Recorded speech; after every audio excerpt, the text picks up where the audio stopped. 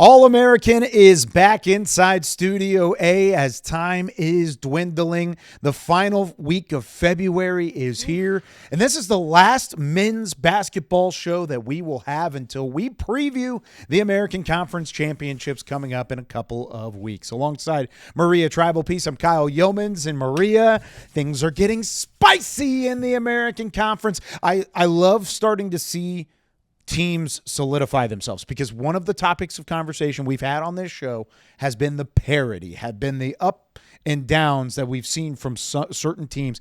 This is the first time after having a men's show back to another men's basketball show where the top team has not fallen 4 or 5 places in the standings. We didn't put the jinx on for once. I've been getting a lot of heat from some people from our schools saying, Wow. hey, you talked about our team and then they fell off. And I was like, hey, listen, I was highlighting them for their good performance.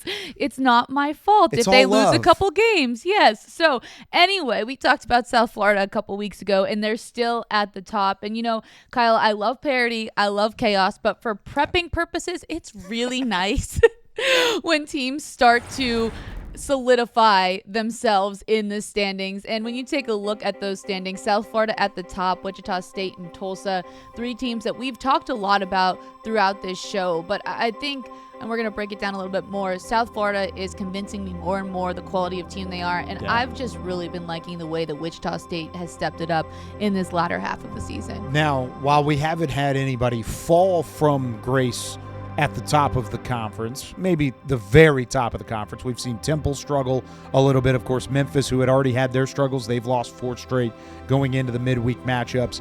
But we are starting to see some teams rise to the top. Teams like UAB and Wichita State, who have won multiple games in a row. How about Tulane? They have the second longest winning streak in the conference behind South Florida.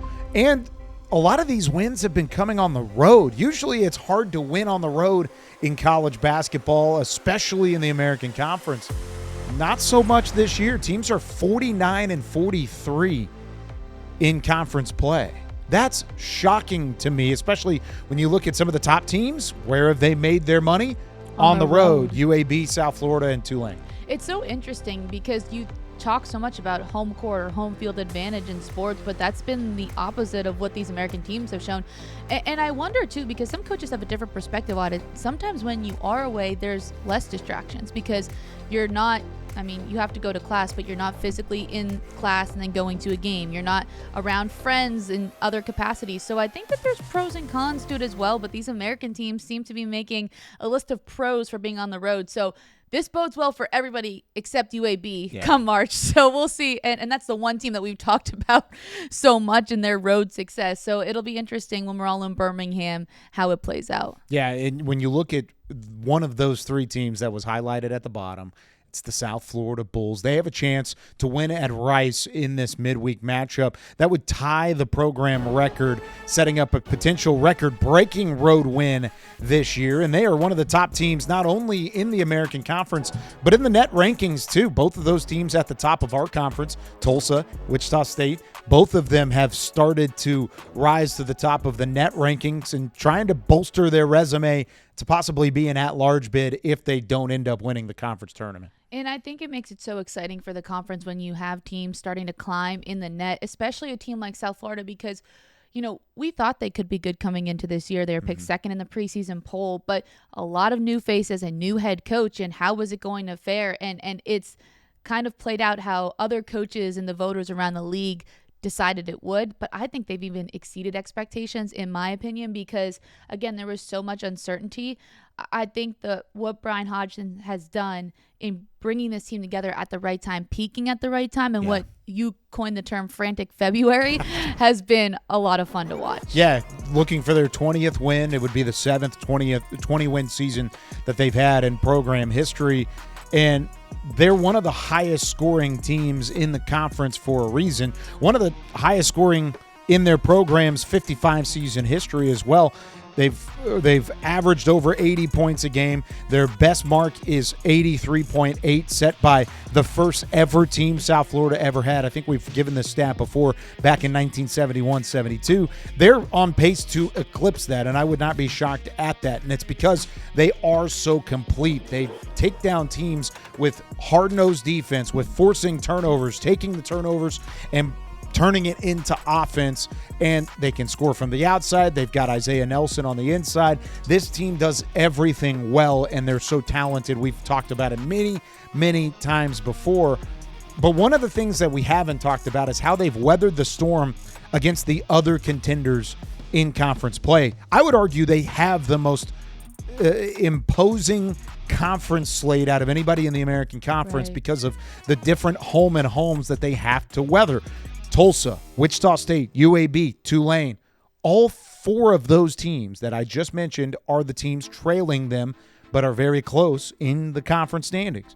Then you've got Memphis and Florida Atlantic. Those are home and homes, where the teams that they don't play twice in the regular season are a combined 10-33 in league play. So they're playing the best teams in the conference more than once, and they're taking care of business in doing so. Well, I've been so impressed with the way that they elevate to the level of competition that they're playing. Even at the beginning, when there was a lot of parity and we didn't know who was going to differentiate themselves at the top, they were in those games against the good teams. And if they were losing, it was by a point or two. And I think that blue collar mentality that we broke down on the show a couple weeks ago is showing through, because they step onto the court, they do all the things well. We talked about the offense. They're leading the conference in rebounds per game, offensively and defensively. So they're doing all these things. They have, again, so much skill. We talked about Isaiah Nelson. This week you had other players stepping up around him, which is a key that we said would separate them. They did that. And so I think when you talk about the competition that they're playing, they're just proving to other people that they are legitimate. And I think that also builds confidence in themselves, because now they know what kind of basketball program they are. They know who they're playing for. I don't know. It's been a lot of fun to watch them, because, you know, we talk about South Florida on the women's side too, of how much talent they have. I could say the same on the men's side. They have so much talent. They're really well coached, and it's those little details. It's that blue collar mentality that I think is separating them, and that's why they are where they are in the conference. No doubt. And if they get a win in the midweek at Rice, they could clinch at least a share of the American Conference regular season title by defeating Tulane at home on Sunday. So you piece all of that together and you look at what Coach Hodgson has built in his first season, really is tremendous. And I think when it comes to keys of how they have success in March, you talked about playing down or playing up. They haven't played down in a while, but the three losses that they've had actually don't look bad at the end of the day. They had the 1 point loss to Temple. That's probably their worst loss in conference play. But the 2 overtime loss to UAB. UAB is a top 4 team in the conference now. Wichita State's a top 4 team in the conference now, and they clipped them in the overtime as well. 3 losses by a combined 5 points has been the stat that they've held on to for quite some time, because they've won 5 straight games, and that stat hasn't changed. Where do you feel like this team needs to improve going into March in order to achieve what they want to achieve? It's hard to say where they need to improve. I think it's more so just them continuing to do what they're doing, but at an even higher level. Because I think we talked about the way that they've been playing so complete. A key for us earlier was that somebody besides Isaiah Nelson needs to get things going, and they need to be more consistent with other people besides him doing well.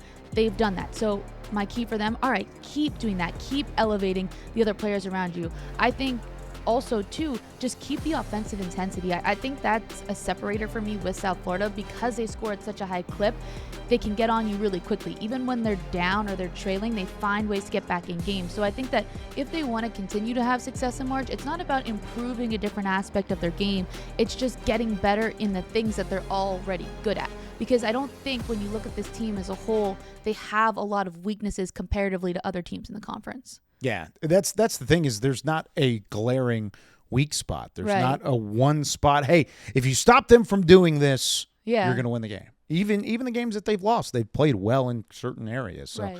I think a lot of that is a number one team mentality and a number one talent mentality that South Florida has. And I think a lot of it I give credit to Coach Hodgson, because the situation he took over at South Florida was unique in its own right. And the way that he's built on the foundation that they've had there, the way that he's continued some of the teaching that Amir Abdur-Rahim had when he was the head coach at South Florida. Even Coach Hodgson, I read a story this week, great story on the South Florida website, where he talks about wearing a green Love Wins rubber bracelet, which is a tribute to the philosophy that Amir Abdur-Rahim preached during his time as the head coach at South Florida. So he reads his morning devotional, and he said sometimes he feels that Coach Amir has given the words that he needs to hear that day up front. And so the way that he relies back on that and that blue-collar intensity that he brings from an X's and O's standpoint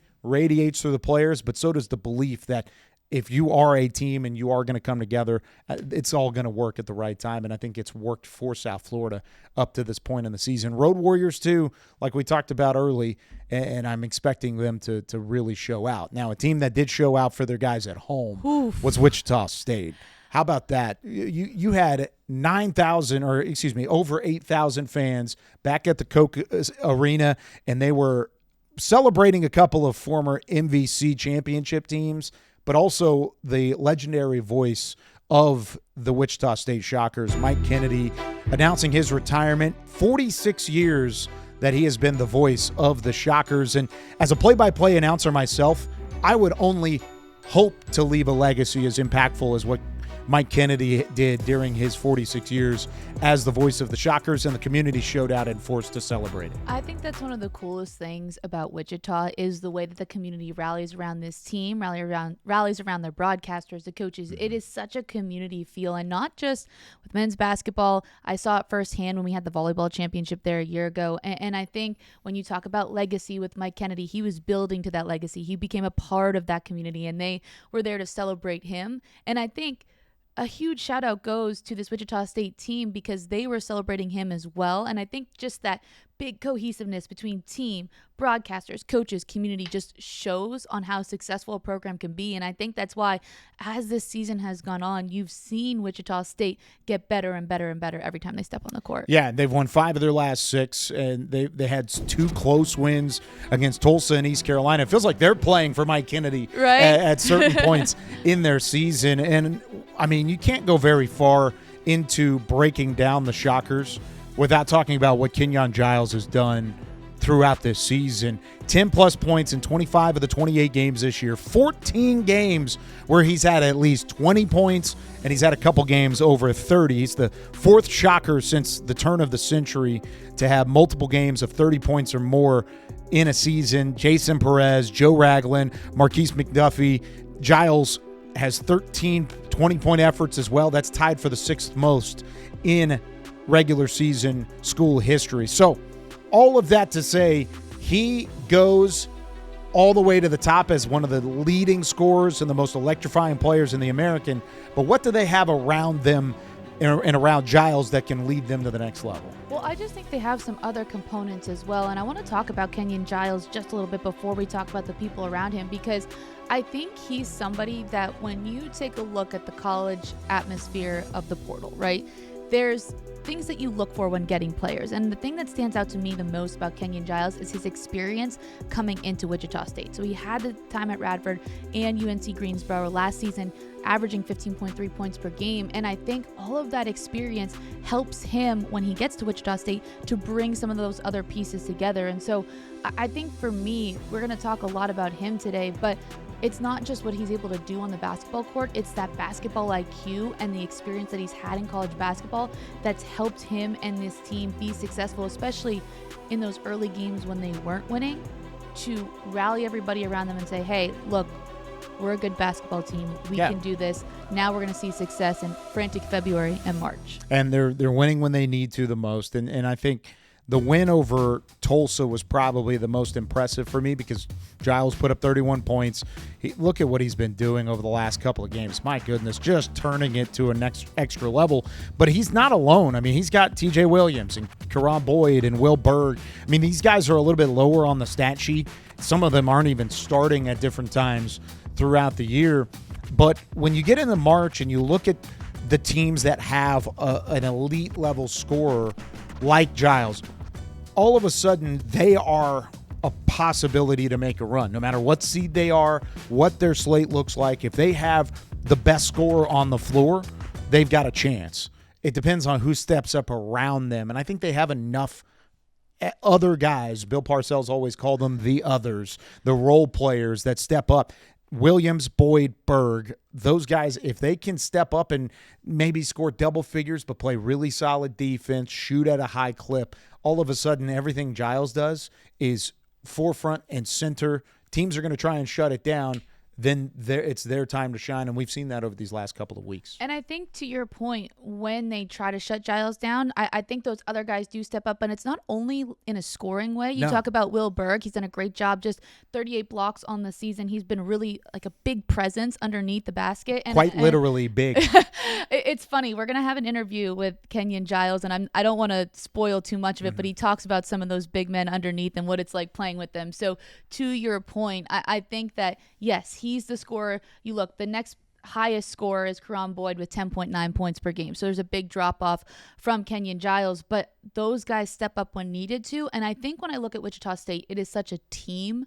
It's Kenyon Giles and a team. And I think that's why they've been able to have success, because Paul Mills has gotten them to play together and just realize, hey, we're gritty, we're tough, we're going to figure out how to win basketball games. It doesn't matter who's going to put the ball in the bucket. No, and that's where you see the grit starting to continue to leave a little bit of an impact. I mean, even the game against South Florida, they lost by 8 points in that game, but they were in it down to the wire. Same thing with Tulsa the first time around on the road in the Reynolds Center. I mean, they were right there, right on the edge of winning some big-time basketball games. They're one of the few teams that has beaten South Florida before, and they did that on the road at the Yuengling Center. So I think when it all's said and done, we're going to talk about South Florida as the most complete team in the American Conference.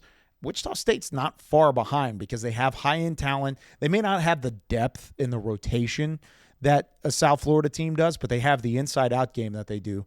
And I think that's shown in the couple of games that they played so far this season. Now, team that we anticipated to step up early didn't necessarily do that, but they stepped up late this season, and they stepped up late against the North Texas Mean Green on the road at the Super Pit. Look at this win probability. North Texas controlled this game throughout, and then all of a sudden, Roman Brumbaugh and company took care of business. The preseason player of the year in the conference, looking the part, and Tulane looking the part as a team that's going to earn some buys whenever tournament time comes around. Tulane did the same thing to us last year. They were a little bit different this year because they started off hot. It was a little different. Yeah, then they fell off, and now they're Tough rising middle again. part of the schedule. Yeah, last year they just started off really slow. We weren't even really paying attention to them, and then all of a sudden they were at the 4 seed in the tournament, and now they're doing somewhat of the same thing, but they've been on a tear. And I think you mentioned Rowan Brumbaugh. Yep. We knew that from the beginning of the year, the impact that he would have, and now he's stepping up. You have some other players who are stepping up, and we're back to talking about Tulane after a couple of weeks where I was like, where'd they go? Like we didn't talk about them for a while because they were struggling, and here they are, as you said, possibly looking for a bye heading into Birmingham. Yeah, they've always had the talent. That was not necessarily our question mark, but they needed the flow. No wave pun intended there. But you should have just leaned into it. Yeah, maybe I should just say they didn't have the flow. They didn't have the green flow. Brumbaugh is electric. We knew he was going to get his own, and he's still one of those guys that every night in, night out, he will continue to put up points. But there's another bunch of dudes on this team that have stepped up in a big way. How about Asher Woods? Heck yeah. He's one of these X-factor guys where if he plays well, the team plays well. I mean, they've won 5 of their last 6. Woods has had at least 14 points in those 5 wins out of their last 6. And the one game that they lost, he was held in single digits. That tells me if you're Asher Woods, then all of a sudden you are the X-factor. Maybe they find a way to get him the ball more. I like what we've seen when he's flanked by Ringgold and Williams Jr. I mean, these are additions that are needed for Tulane to be the team that they want to be, and they've been that as of late. And I think in order for them to continue on this streak of, we just talked about how many wins they have and what they've been doing well, I think you need to not only see the production from Brumbaugh and Woods, I think those other players who are, as you talk about Ringgold and Middleton, they're right there as well. Yeah. And so I think that if they can continue to score at a high clip, and also too, we look at Ron Hunter's teams, and the flow is the best way to describe it. The way that he runs his offense, his defense, it's so much. When we had Corey Glore on here, he just talked about the system and how it looks a little funky at first, until guys get the hang of it. They might struggle and they might lose some games, and again, we've seen it again in that middle part of the season, but when it clicks, it's really hard to stop. It gets a lot of guys, gives a lot of guys an ability to score the basketball, and you see that happening now as more people are starting to get into double figures and contributing to the wins. Yeah, I think it's really interesting too you bring that up, because when I was looking back at these last 6 games and looking at the highlights and a couple of film elements of it, I kept finding myself looking at the physicality. It wasn't necessarily the movement and the ball has life and things like that set Tulane apart. Everybody in this conference has solid ball movement, and there are a lot of teams that get up and down the floor. We're about to talk about UAB. That's all Andy Kennedy wants to do. But Coach Hunter's squad, maybe it's predicated off of maybe a desperation midway through conference play. You were picked to be one of the best teams in the conference. You weren't that. Maybe it's just a New Orleans attitude. I don't know. But especially in that North Texas game, when push came to shove, Tulane was the one that was doing the pushing and the shoving. The Brumbaugh had multiple and one opportunities where he said, forget who's in front of me. I'm taking this to the rim, and I'm making the rim run myself. Say that 3 times fast. Yeah, exactly. Percy Daniels has been great all season long in terms of defending the paint. I mean, he's 5th in the American in terms of blocks per game. He's had 41 blocks this season, 11 games with multiple blocks. He's 15 blocks away from being the 9th player in program history with 100 in his career. So even if it's not going to show up in the stat sheet, which all of that did show up in the stat sheet from a block standpoint, but not from a scoring standpoint, this team is predicated off of the ball movement and off of their defense. And I think we've started to see those two mesh a lot better in the last few weeks than it had at any point early in conference play. So would you say that's the difference between that struggle period that we're calling it and now is the physicality is just a bit more intense? Yeah. Or you think that's the main difference? Maybe it's that. Maybe it's buy-in. Right. It's tough because, one, I haven't seen him in person yet. And then I think when you look at the way that they had scoring droughts at one point in time, it was kind of like Memphis. Memphis goes through these scoring droughts where they can't score and they don't have consistent scorers enough to really make an impact. Tulane maybe didn't have the confidence level to do it. They know Brumbaugh is going to score. They know Asher Woods, for the most part, is going to score. But those other 4 guys that were listed there, 3 guys that were listed there, they needed somebody else to fill in the gaps when the top 2 guys weren't scoring. They found that, but they've also said, we're not afraid of being out-physicaled by these other teams, whether it be North Texas on the defensive side, whether it be the Rices or the UABs or the Wichita States, even though I know they lost that game. Memphis, they went into those games with a plan to be physical and to move the basketball, and they did that at a high place or at a high pace. No, it makes sense. And just taking a look at the way that the season's progressed, it's been fun to watch. Again, haven't seen them in person yet, but their ability to just create that physicality has been interesting. You know what also has been interesting? What's that? UAB. And then their record on the road. 9th road win this season. That's tied for the 2nd most in a single season. They had 10 in 2015 and 16. And so, I mean, like we said earlier, the tournament's in Birmingham, so you kind of hope that they figure out how to win at home. I guess it wouldn't be in their arena, so maybe that. Maybe that counts as a road game. Yeah, it counts as a road game because it's not. That's the loophole with it all. Maybe I don't know. This team.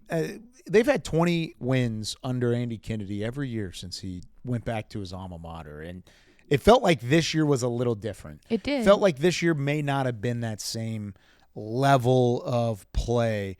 But I should have known not to doubt Andy Kennedy. I should have known not to doubt the Blazers. They always find a way. I mean, this program, this community is so gritty, and they love their basketball. So I'm not surprised that they've won 4 of their last 5. I'm not surprised that they almost took down Tulane. What a game that was. I was going to say that only loss in the 4 of the 5 is a 1-point loss to Tulane at home. Who we just mentioned has been playing their best basketball as of late. They get their first win against Memphis at the FedEx Forum since 1999, or the first win in the FedEx Forum ever, and their first win since Memphis since 1999. Let me make sure that's clear before Memphis fans get on my head. Yeah, FedEx Forum's not been around that long. I know. We're just fact-checking you, Kyle, making You're sure, right. yeah. Chance Westry. Can you fact-check me on this? All right, hold on. Let me look at my notes. He was named the American Conference Player of the Week. Oh, yep, that's correct. He did earn that. The Blazers went 2-0 that week, winning both games, and now 8-0 on the road. They're also 4th in the American Conference standings now. After we looked at them early in the season and said, what's wrong with UAB? What's going on with the Blazers? They beat South Florida, but other than that, they lost to FAU. They lost to Wichita State and Tulsa and South Florida the second time around. What's going on with the Blazers? Well, nothing wrong with them now. Except for those yellow jerseys. Can I talk about it for a minute? Okay, all right. I think we need a one-shot. They're gold, not yellow. I have the same problem with Baylor in the Big 12. Okay. Why are we wearing yellow? Okay. Wear the gold. You're gold and green. It's part of it, Like I just this is like a recent thing. I love the gold unis with the Birmingham across the front. Go back to those. I don't like these yellow ones. It looked like I turned on the TV and heard Pete Sousa's voice from ESPN and was like, why is Pete calling Wichita State and Memphis? Wait, it is it's UAB in Memphis. Like that was where I was a couple days ago, and I don't know. I'm just not a fan of the yellow. This is your second week in a row with gripes with uniforms. I think maybe like stick with your colors. Okay. Stick with the colors. All right, maybe we'll have like a breakdown of every uniform next week and let Kyle give us his opinions on all of them. It's just my opinion. Just your opinion, yeah. I'll just let you. That might be go. A great segment of just Kyle's honest opinions of the American Conference. We actually need to be able to post this and air stuff, so we can't have all of your honest opinions on here for sure. Well, one of my honest opinions is that they've won those road games because they get up and down the floor and pace travels. I know everybody talks about defense traveling, pace travels, and Chance Westry travels. Last time I checked, he does ride the bus to the road games, and he gets on the team playing every time. So anytime you've got him on the team playing, you got a chance to win it. I like that. Pace travels, and he does get on the plane. The whole team's getting on the plane, clearly, because they're doing such a great job on the road. But to your point, I think that what's helped them in these later games has been more of that team effort of a lot of guys stepping up. There's 4 guys averaging in double figures, and then you have right underneath them a couple guys with like 9.8, 8.9 points per game. So I think the fact that they have multiple people who can score, it's one of those things we've been talking about with the teams that have been doing well. It's not just one guy. That whole team aspect, when you take a look at the numbers there, it's been so balanced, and it's been so helpful for this Blazers team. Well, one of those guys is Evan Chapman, who out of Harker Heights, Texas. Shout out to the Super Syntex region, 254, baby, all day. Evan Chapman has been tremendous, and he's not even one of those guys you mentioned because he's averaging under 9 points a game, but he's averaging 9 rebounds per game. And then as of late, 14.5 points. He's put up 22 points against Memphis, 11 against Tulane, or 12 against Tulane, 11 against Temple, 13 against Tulsa, 10 against Rice. So last 5 games, he's put up at least double figures in each, which is something he did on a normal basis through non-conference play. But then there was kind of a stretch, that same stretch where we were saying, what's wrong with UAB? Chapman wasn't hitting at as high of a level as he once did. But man, he can do a little bit of everything. He can hit the 3. He can play outside. He went 4 for 6 from deep at the FedEx Forum on the road. So when you look at him and his rebounding ability, I know he's listed as a forward, but he plays that stretch 4. He's dynamic enough to where he could be a name we haven't talked about all year on this show, but might be a name that could be considered for tournament honors and end-of-season honors because he's been that good down the stretch. He's just clicking at the right time, and it looks like this UAB team is starting to click at the right time as well. It seems as like you said, we should never doubt Andy Kennedy, especially as we get closer to March. The success that he's brought to Birmingham in his tenure there has been phenomenal. He's one of the smartest coaches I've ever gotten the chance to talk to, and it shows up every year. And they always find a way to get their best basketball around this time of year. Whether they can bring it into March or not, it depends a lot on the talent level. I think the talent level is there. Even without Yaxel Lindeborg and some of these guys that they lost last year, who, by the way, is still tearing it up in Michigan. Right. But they continue to see his brand of basketball get better in late February, early March, and that's what Andy Kennedy wants to do. Another coach I have just tremendous respect for is Eric Conkle with the Tulsa Golden Hurricane. They were about to set a 3-point record. Whew. They've been hitting nothing but threes. I know it's a hurricane. I didn't know it was raining like this. That's the difference. Look at that. Look how close they are to hitting that record. I love. Oh, they broke the record. Excuse me. I love that graphic. I have to say that. Like where I'm assuming that's like where they've hit most of their 3-pointers. It's that shot chart. Yeah, but it looks so cool, and I think to incorporate that into the graphic to highlight what your team has done, breaking a record. I love it. Shout out to the social team at Tulsa. Yeah. 292 made threes, surpassing the previous record. Sorry, I misspoke there at the beginning, but 2000 was the last time they did it, which, of course, they were really good in the early 2000s. That was like the golden era of Golden Hurricane basketball. And they hit 288 back in 2000, 2001, and they broke the record with 12 makes on Sunday against UTSA. They're on the cusp of even challenging the American Conference record. They got a little bit of a ways to go, and they only have a couple games left to do it. But they need 30. They need 43, so they'd have to really go off in 3 games. Kyle's doing some quick math. I know, quick math. Yeah. Houston holds the record, and that was 337 back in 2019. Whew. And they're at 292, so yeah, they would need. Yeah, that's 40. a lot. Yeah, that's a lot. But they could do it and make us look silly saying. I wonder if that includes the tournament or not. I'm sure it's probably regular season. I'm guessing it's regular season. Yeah, but this team does a lot more than just shoot threes. You look at the starting 5: Barnstable, Barron, Green, Papola, Riley. That starting 5 leads the conference with a plus or minus of plus 143, 4th in the country. Out of starting 5 groups, 4th.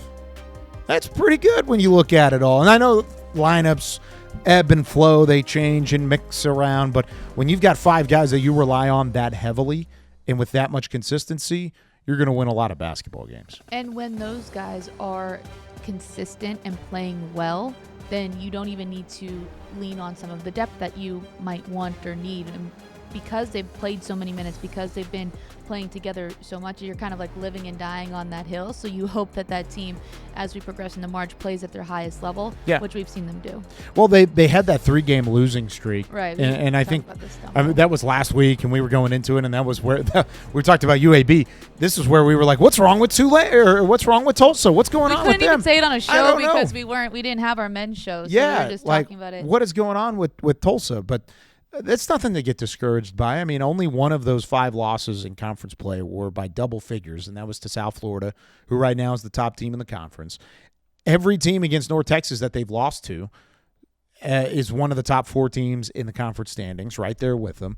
And when you've got a starting 5 like that, the next closest plus or minus as a 5-man unit in the American Conference is Wichita State at 80. They're plus 80. So they're 50, back to quick math, 63 points clear of the second best starting 5 in terms of plus or minus this season. That tells me that this team has just as much talent as anybody, and we've talked about it all year long. I think outside of South Florida, this is a pro-laden roster. These guys are going to be playing at the next level, whether it's the NBA or the G League or overseas, wherever it may be. They've got guys that are going to play at the next level, and they're meshing together with these last couple of wins, put up 100 points again against UTSA. If they can continue to score at such a high level, all of a sudden I think they're a threat in March as well. I think if they can continue to score at a high level, and also can they go back, watch the film on the games that they lost, especially to South Florida, it's been somewhat of the Achilles heel, and make the adjustments that they need to. So when they enter tournament time, they put themselves in a good position. I think that's the most fun thing for me with conference tournaments is what did you learn from your games in the regular season, whether you won or lost them? Because now you get to game plan for teams that you've already played, and you know where you stumbled, where you had success. And I think it will speak a lot to the coaching and players' abilities to make adjustments. So I think if they can make the adjustments and then also continue scoring at the high clip that they have been, I think that makes them a dangerous team in the conference tournament. Tulane, East Carolina, Temple. Those are their last 3 games they've got left. All very winnable games. They win those 3 games, they will be a bye. They will have the bye to the semifinal because they'll be one of the top 2 teams in the conference, whether it's them in South Florida or them and somebody else. If they win the last 3, so they kind of hold their destiny in their hands. Now, what'll be interesting is this is a team that likes to play on a streak. They like to win and build upon each other. This is the rest versus rust conversation, and Tulsa is an interesting thought process. I trust Eric Conkle as much as anybody in the conference to get them ready for that semifinal matchup, but then you just got to win 2 games, and you don't have to play South Florida first as long as they end up as the number 1 seed on the opposite side. So lots of scenarios that could play out between now and then for Tulsa that I'm excited to see it play out, because I still think they're one of the best in the league, and they've shown it up to this point. I think when we do our preview show, that's going to be the fun thing to talk about are the matchups and how does it play out. Like when you talk about the rest first the rust, who plays better when they have rest, who plays better when they're on a roll. So I don't know. I'm looking forward to it, but we still got a couple weeks and 2 weeks, right? 2 weeks. Yeah. Week and a half. Couple weeks. Yeah. Yeah. Till we start talking about it. Yeah, but we're gonna talk about North Texas now. So let's talk about them. Your favorite team. Hey, we're trying to keep it unbiased here, but I do have his alma mater. How about that? That's I have a fact. degree from there. It hangs on my wall at the crib. I mean, North Texas is such an interesting case study in their own right. I like that you call it a case study because I think that's a perfect description of it. Because I don't feel the same way about North Texas that I do the other teams in the conference. I don't look at them the same way I did about Wichita State, where they have the best player on the floor and a couple other guys. Or even Tulane, where they have the preseason player of the year and a couple other guys that are starting to step up. I see North Texas as all or nothing. That's what they are. And part of that is because they are so banged up in certain areas. They benefit from getting Josiah Shackelford back. He was such a crucial part of their physicality, their continuation on defense. It takes a lot of pressure off of Dylan Arnett, the other big man that they have, because they already lack size on the roster for the most part. They have a couple big guards, but in terms of deep in the paint, a forward that has size and some physicality, they needed Shackelford to compare with Dylan Arnett. Now they have both of those guys back. Shackelford missing nearly a month of basketball with an injury.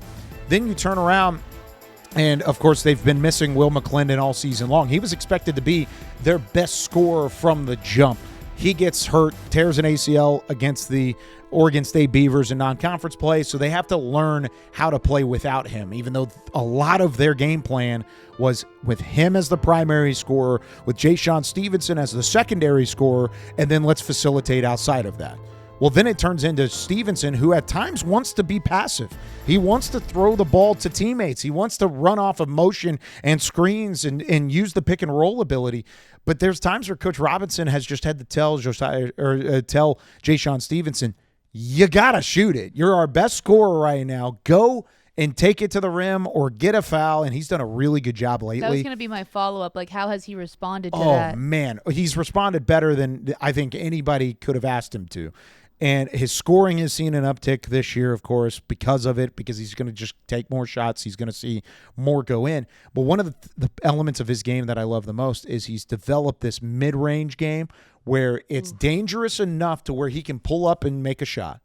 Or he's going to drive downhill, take it to the rim, and he's so good at creating contact that it leads to and-one opportunities and free throws, even if he doesn't make the bucket. And those are things that they didn't have early.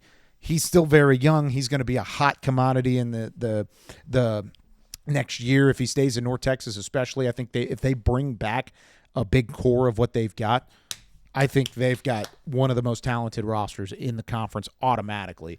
But up to this point, we're talking about 2026, they still don't have the scoring element that they anticipated, and that's where they've fallen short in some of these games. Their defense is tremendous, and it's not the same type of defense that North Texas has had where Grant McCaslin and Ross Hodge, they'll slow it down and they'll kind of take possessions away from opponents. No, they'll play through possessions and they'll play quick out of possessions. They're just so intense on the ball consistently that it wears teams down. It happened against Florida Atlantic this past weekend.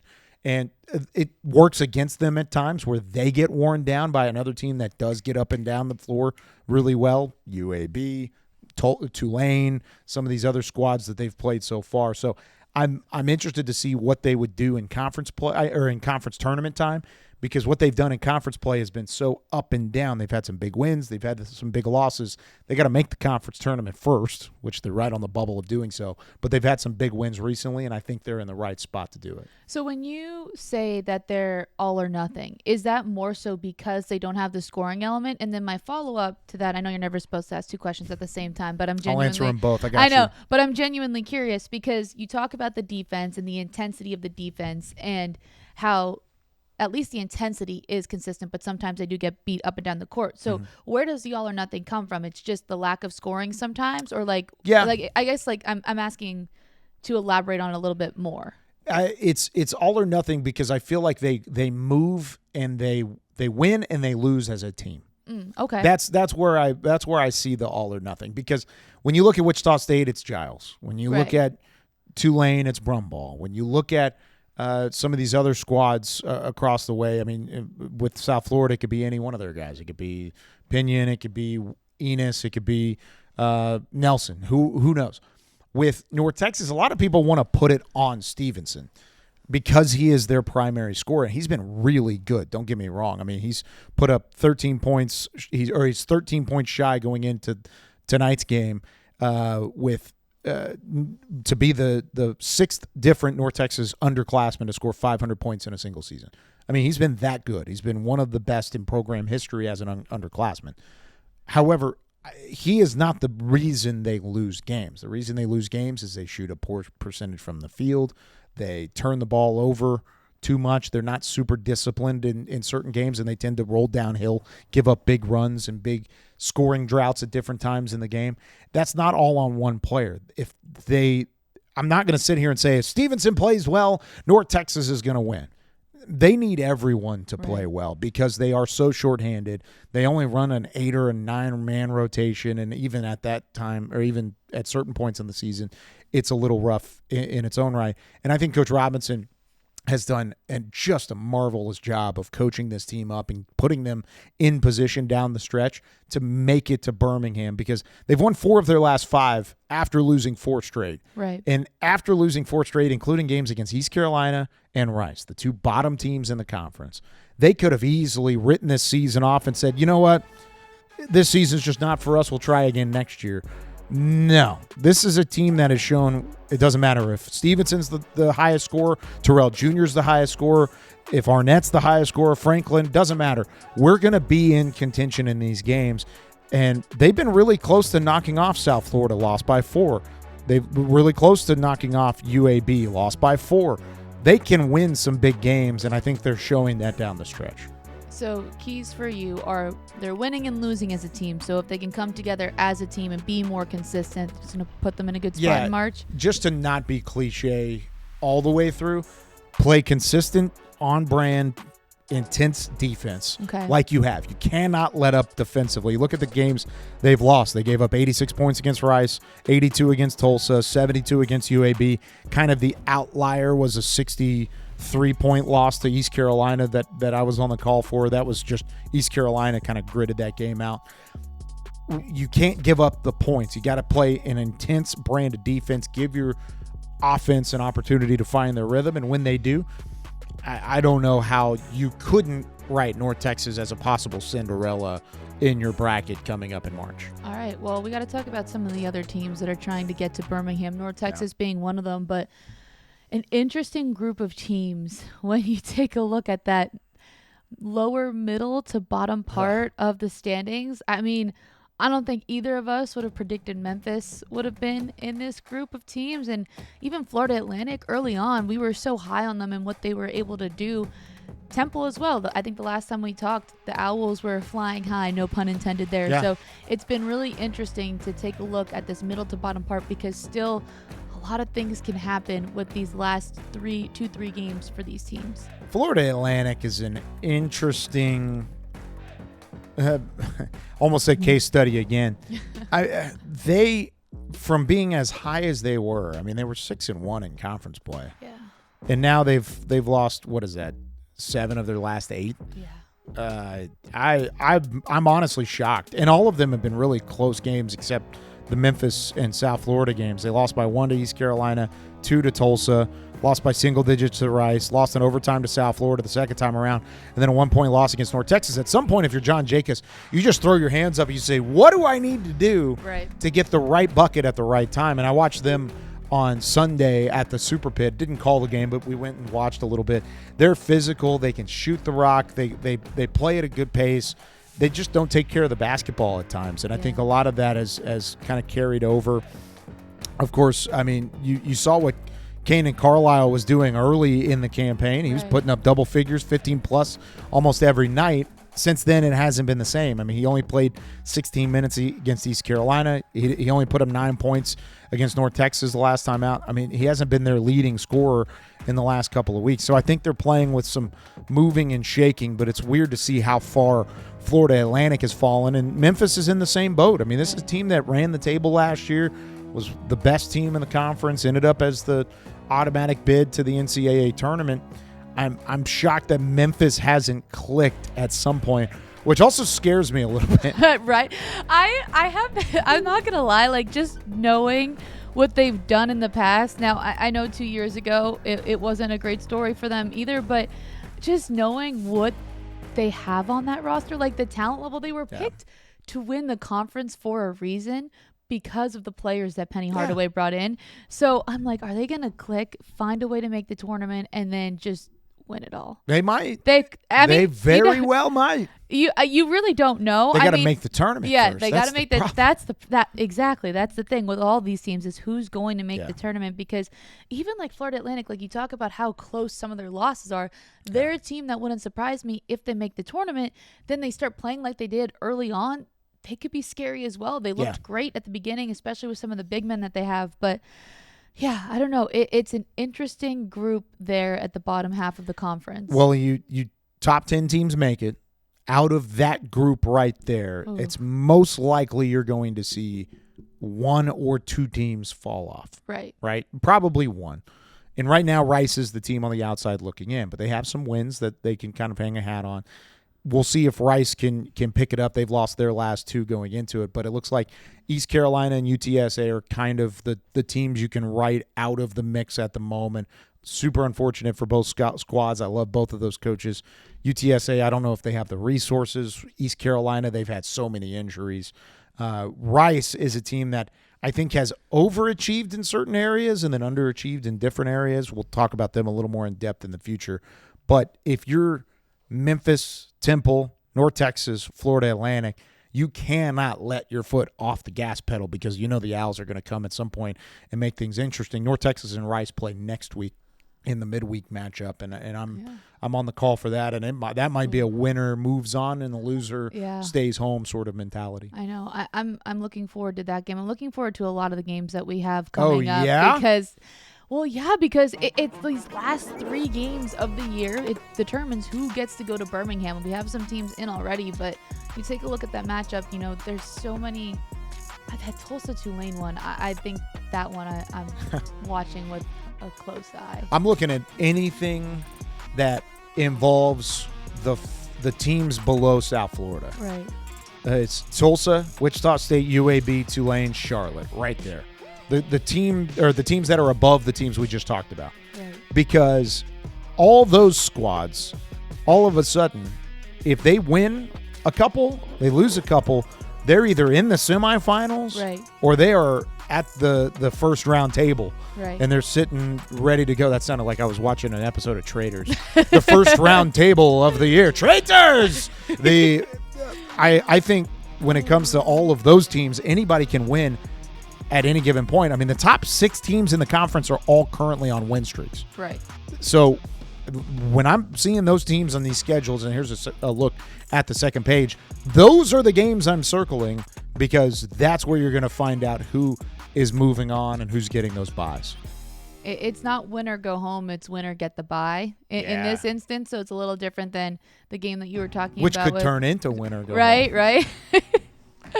You want the right draw. Yeah, exactly. And again, it'll be fun to see the rest versus rust and figuring all that out when we get to our preview show. But before we get to the preview show or before we get to the rest of this show, we have to catch up with Kenyon Giles from Wichita State, who we had a chance to talk to earlier in the day.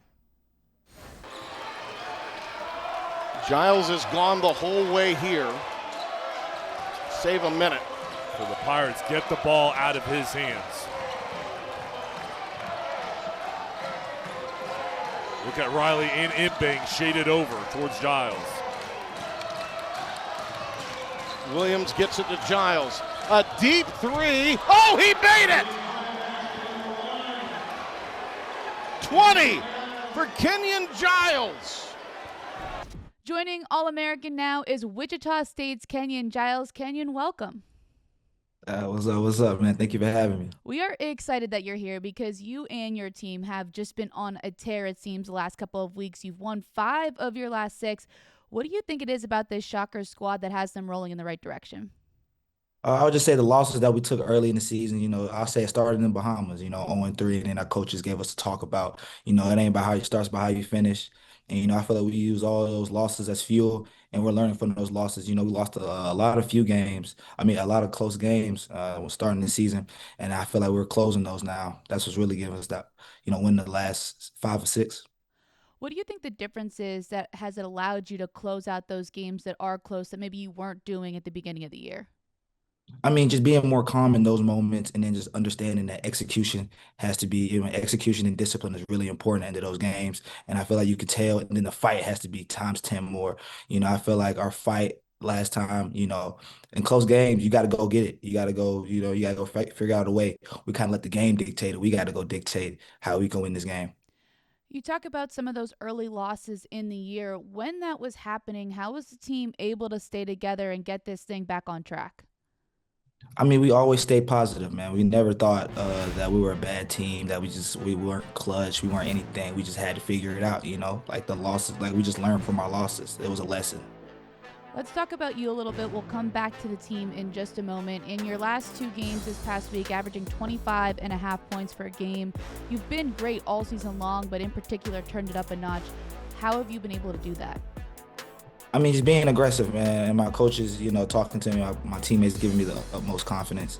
After that FAU game, where I only shot 5 shots, Coach Mills put me to the side, was just like, don't defer.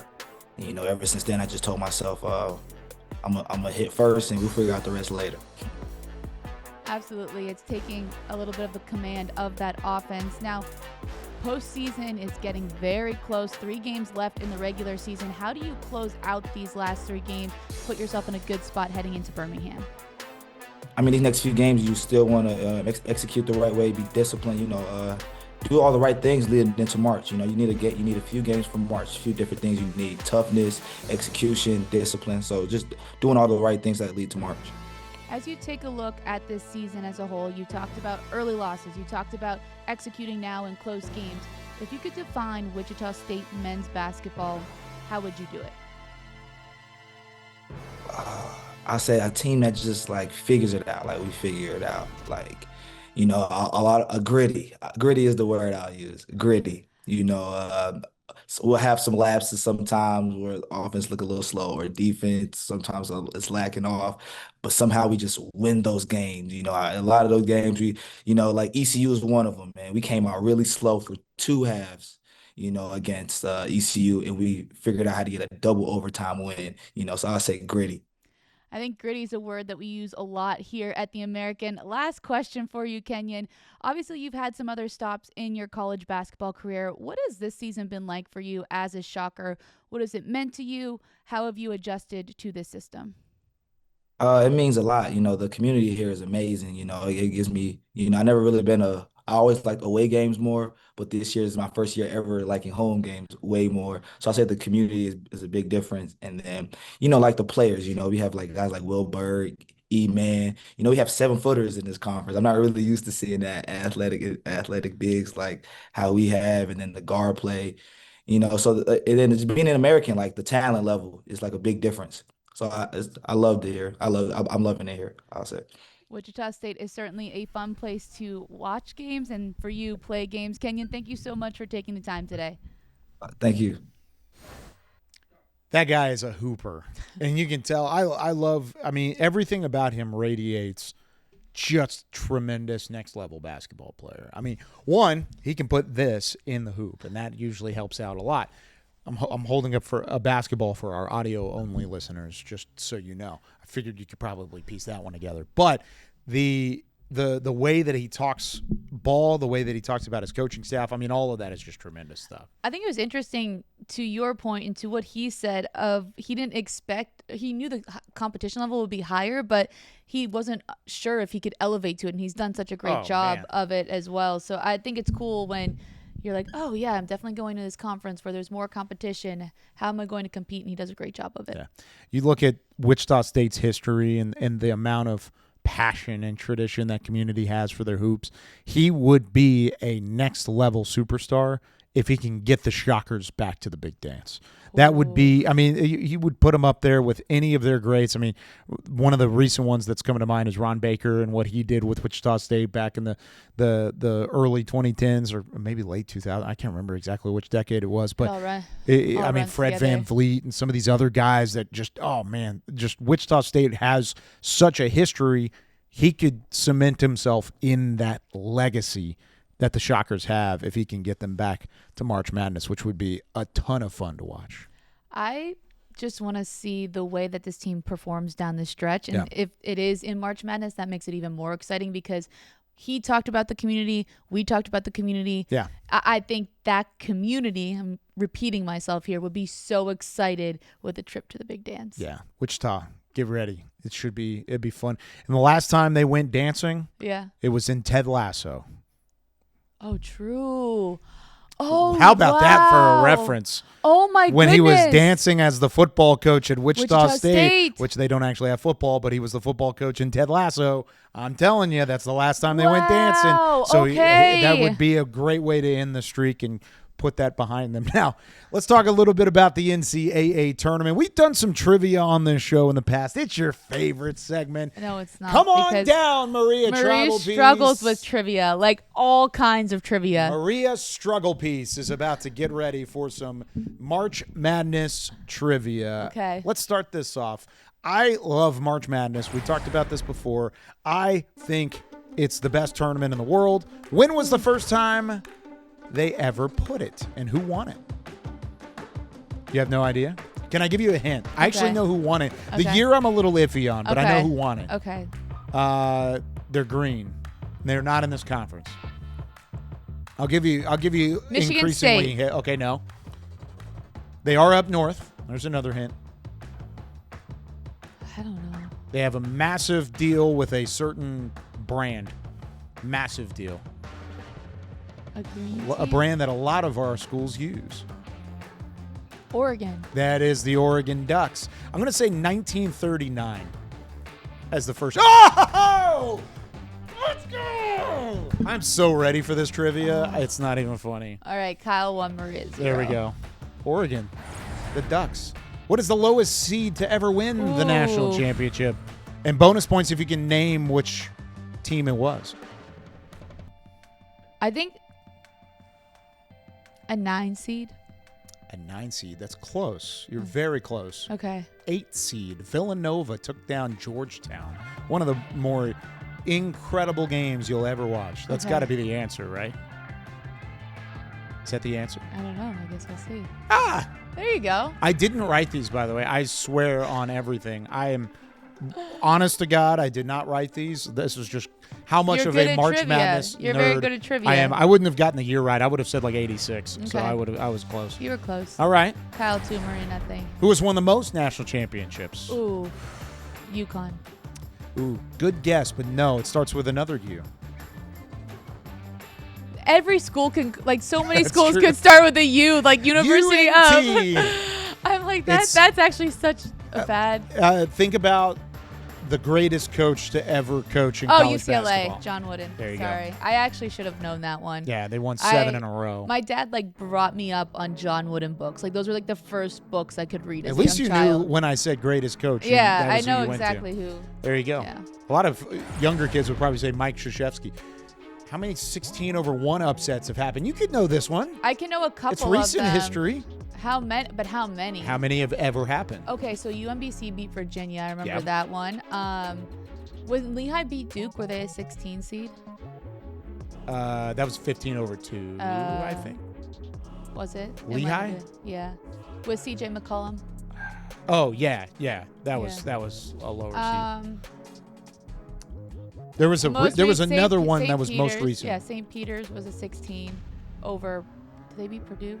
No, FDU beat Purdue. That's it. There Okay. you go. Those are the only two. Okay. Those Oh, are- those are the Yeah, there's only two? Yep, there you go.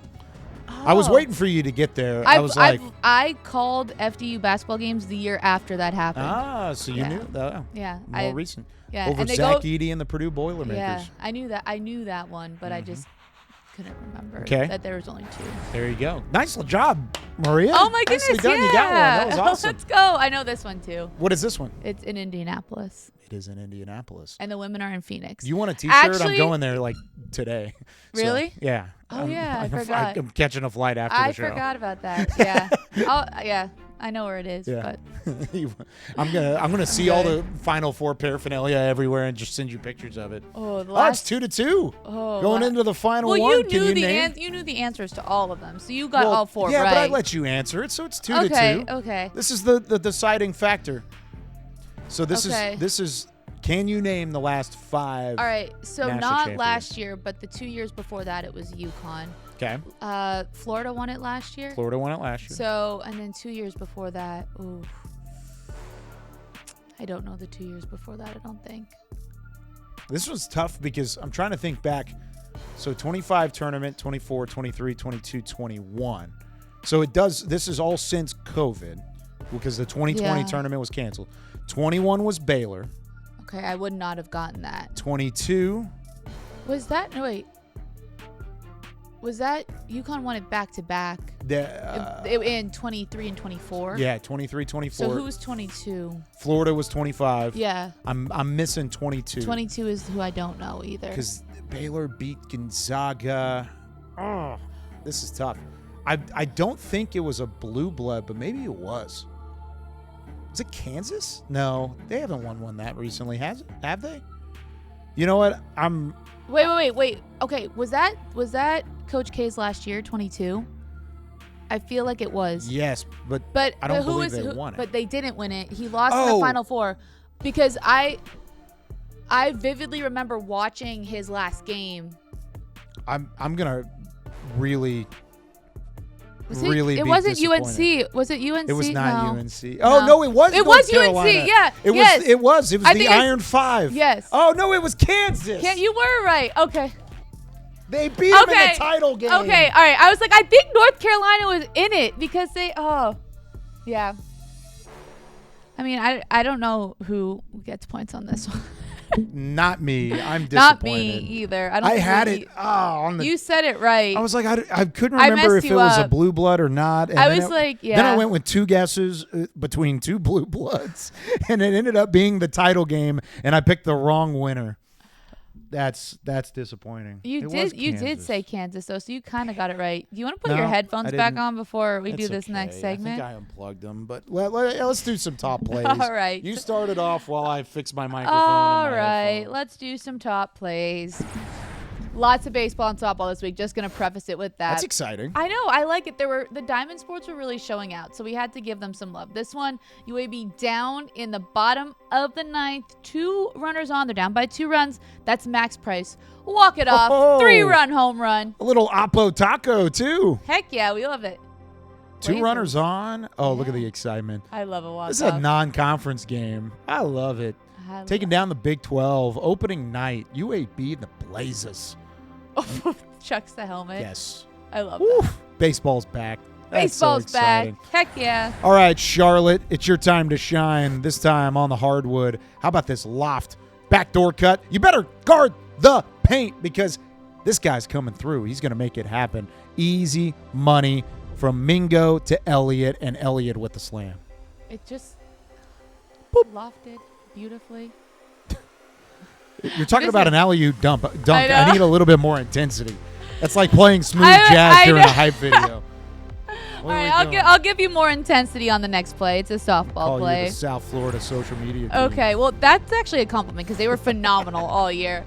Just like this play, UTSA, I love outfield defense. I'm biased, and I will admit it, but this is Taryn Madlock. Fields the ball absolute laser Posed. to third to get the runner out. That is a cannon of Woo! an arm. That's a tough angle, too, with that kind of no person's land, Right. foul ground right there, the Bermuda Triangle, where everybody's converging on a ball and it falls in fair ground. Then you got to turn around and throw an absolute dart to Yep. third. She made that look easy. That's it was impressive. not easy. Very That's a great impressive. play. How is UTSA softball this year? They pretty solid?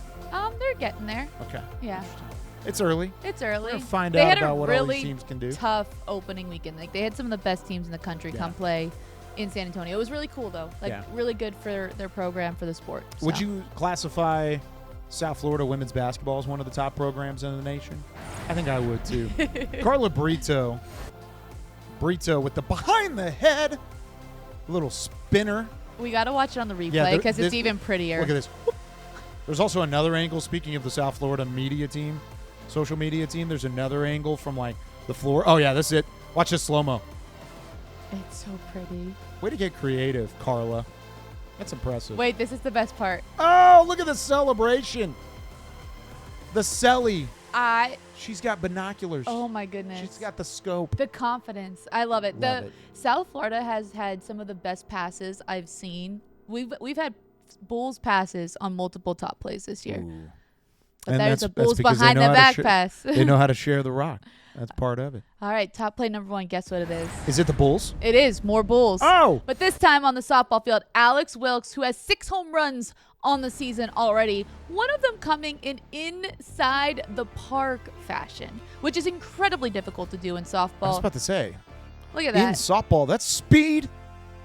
Get that girl some oxygen. I know, right? She's used to just jogging around the bases to get her home runs. Yeah. Now she's like, I got to run this She's time. like, I got to work for this one. Oh, This is my unfortunate. goodness. But hey, it Perfectly placed. You can see the center fielder diving super style to get out there, and it just goes under her glove. But to still be able to round the bases in that amount of time, those fences are only 220 feet out there. I mean, Yeah. they're not very far out there. That's impressive stuff. It is. Got to Look give at her South credit. Florida. Top play of the week. Very deserving. Top 2 plays of the week That's for the true. Bulls. Give credit to South Florida. They've got a great social media team over there. They do a good job. After you roasted Really, them for really their solid. smooth. We're not going to talk their about that. smooth That was a jazz. different episode. That was a different It's episode. a different episode. So social media for the Bulls, fantastic. Women's basketball and softball, great this week. We talked about the men's basketball team and a lot of great things happening in Tampa Bay. Yeah, all over Tampa Bay, but all over the American Conference as well. Be sure to subscribe, like, share. We love when you guys listen and give us some feedback too. So if you like the show, tell us about it. Maria Trivelpiece on X. I'm Kyle_Youmans on X. Go ahead and give us a little insight of what you like, what you don't like about the show, and hope you'll tune in again next week as we continue to break down the women's basketball slate going into their final week of the regular season. Then the show after that, it's tournament time. We're going to preview time, baby. the American Conference Championships going into the postseason, so we're really excited about that as well. For Maria Trivelpiece, for Zach, Chris, for Corey, everybody that had their hands on this one in the back of Kyle Youmans saying so long from All-American. We'll see you again next week.